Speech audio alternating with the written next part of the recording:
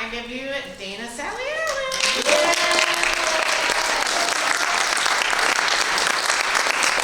we're done, real quick, if we can get all the speakers on the stage for a quick picture, that would be awesome. Go ahead. Oh, not right now, at the end.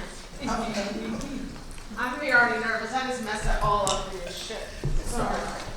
It's International Women's Day. Let's stand to our feet. Let's give everybody in the world a hand clap and ourselves.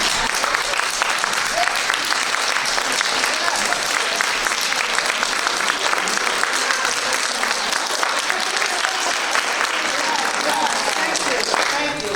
I'm Reverend Dana Sally Allen. You can call me Dana. I'm a person in long-term recovery. It's 31 years. Yeah. I'll celebrate 32 years, April the 19th, 2020.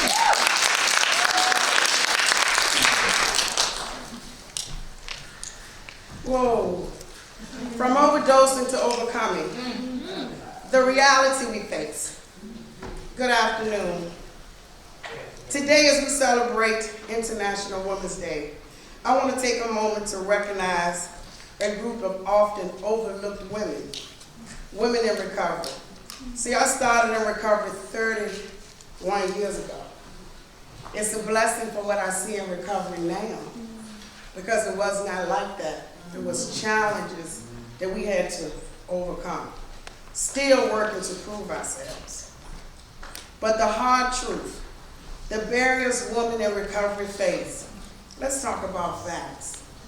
According to the U.S. Department of Justice, women are the fastest growing incarcerated people by over 700% since the 80s. But the majority of these women are incarcerated for non-violent offenses, often related to substance abuse.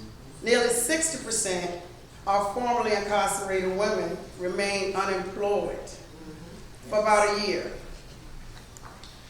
largely due to the stigma of a criminal record and systemic hiring barriers. Prison Policy Initiative 2022. For mothers, the challenges are even greater. Studies show that nearly 80% of women are in jail are mothers, and many are the primary caregivers for their children. I know I was one. Reentry barriers don't just affect these women, they impact entire families and generations to come. Women in recovery also face a significant wage gap.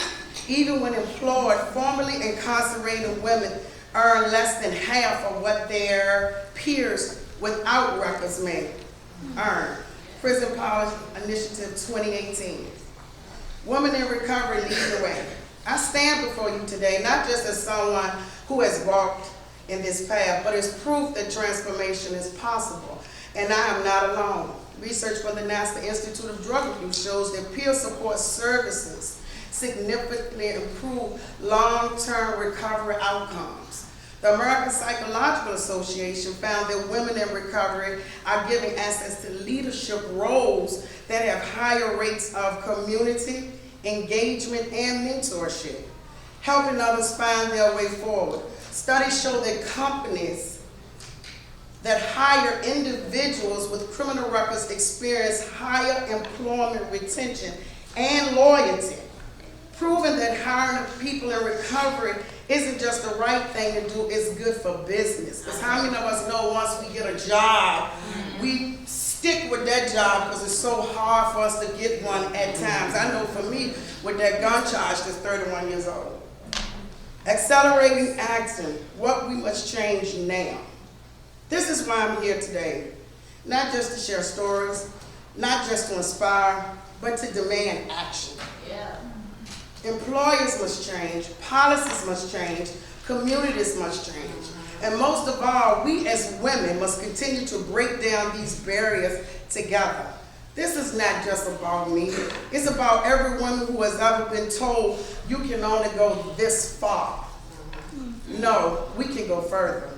We are the ones rewriting the rules. We are the ones refusing to be silent. We are the ones demanding not just a seat at the table, but a world where no woman has to fight this hard to be recognized for who she is today. The time for change is now. What are you going to do? I don't care if it's the first day in recovery. I had to be there the first day in recovery. We just coming back around to our emotions, getting our feelings in detox. But it's time. It's time because we got to do it for our grandchildren. That's right. I don't have grandchildren, but I just lost a niece. But I have great nieces and nephews. We have to step up and we have to do something. We have to change the narrative so that the ones that we don't even know that's not even born yet don't have to walk the struggle that we struggled. And that's something that's in my soul and in my heart.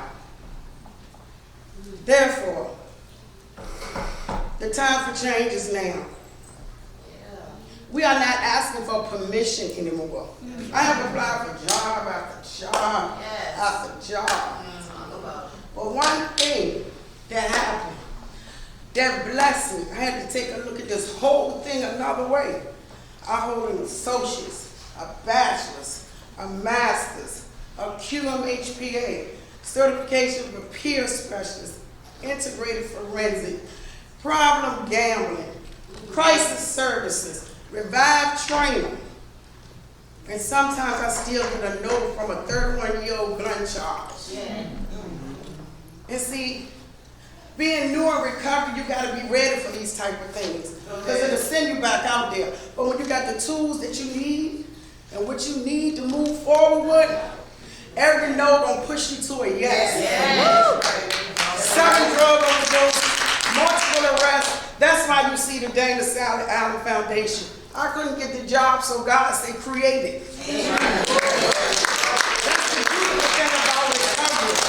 That's the beautiful thing about recovery. Is it hard? Yes, but I told myself, I'm going to write these grants till the day I leave this earth, until they see the passion that what I want to give back to a woman. I walk that walk. It ain't about no money, I'm used to it.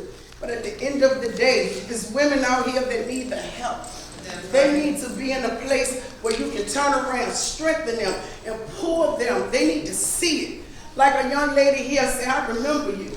And I was looking at her. And she said, Jackson Wall. I said, yes. So you saw me through all my drug overdose. She said, yes. I said, God is good. I said, stay here. Stay here and find out what it is that God got for you to do. It's going to be revealed. But only way you would know it if you stay in position so that when things are ready to happen for you, they can happen. The weight of stigma. Woo, I have spent 31 years in long-term recovery.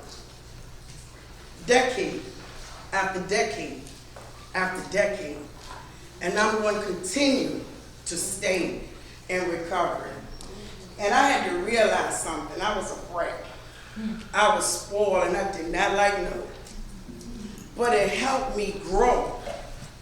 And I had to flip this thing around because when a no comes, I be feeling some type of way. Especially when I know I'm on the right track. But it still elevates me and it helps me grow and it produces creativity. Creativity, a CEO now. Got a lot of gratitude because I get to go back into the prisons. And I found myself in the prison and didn't want to leave. I started feeling everything. And they was telling me, you gotta go. And when I got to my car, I was like, wait a minute, what's going on? But I saw me in those chairs when I was sitting there and when I imagined what was taking place. So, the time is now. Let's accelerate action. So today I challenge you, each of you in this room, and take the message out of this room and give it to another woman. Because we the birth canal. We bring it, so now we got to lead it.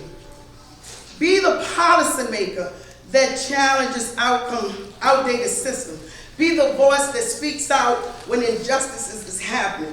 Be the action accelerating change, not just in words, but in real measurable impact. Because if we do not demand change now, when will we? If we do not stand up for women in recovery, women with criminal records, women fighting against stigma, then who will? We are more than our past. We are our resilience. We are our strength. And we will not be stopped. Happy International Women's Day. Let's break barriers. Let's accelerate action. Let's change the world together. Remember, love is all that matters.